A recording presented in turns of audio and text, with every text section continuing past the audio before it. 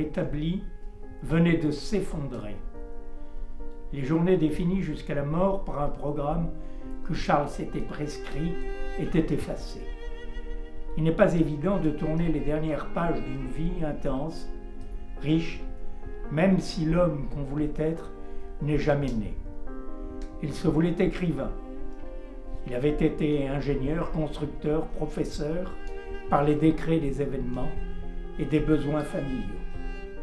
Il avait été un spectateur, acteur, proche des multiples bouleversements du monde depuis la fin de la Deuxième, Seconde Grande Guerre mondiale, et il avait décidé de finir sa vie en réfléchissant sur ses temps en décomposition et de transmettre ses conclusions par écrit.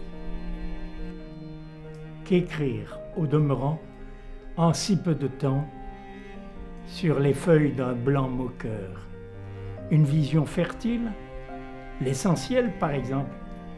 Mais qu'est-ce l'essentiel pour une vie déjà accomplie et habitée encore de réalités imaginaires? Comment trouver avant la mort l'essentiel? Le sens de l'essentiel au cœur de l'important. Le sens éthique et l'ultime intelligibilité de l'humain, dit Lévinas. Paul Valéry parlait de la spiritualité de l'intelligence. Ont-ils raison?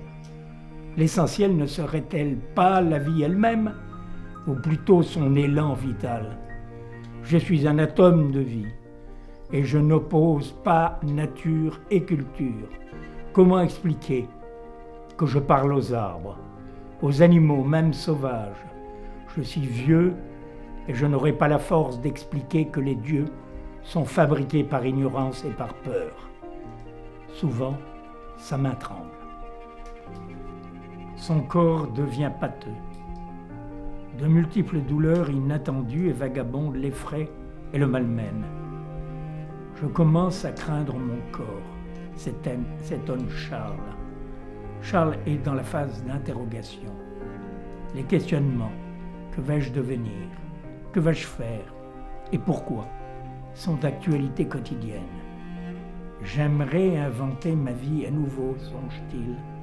La langue, la culture, la civilisation, les spécificités, les singularités sont des trésors de nature mortelle. Mais surtout, les morts peuvent encore mourir. Si la gloire est un accomplissement, elle ne signe pourtant pas la fin du combat. Gloire et combat.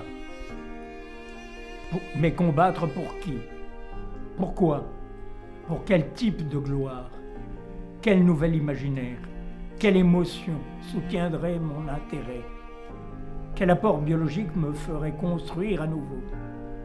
Redécouvrir un nouveau style de vie en l'honneur d'une aurore? Qu'offrir à cette vapeur d'amour qui m'accompagne encore jour et nuit?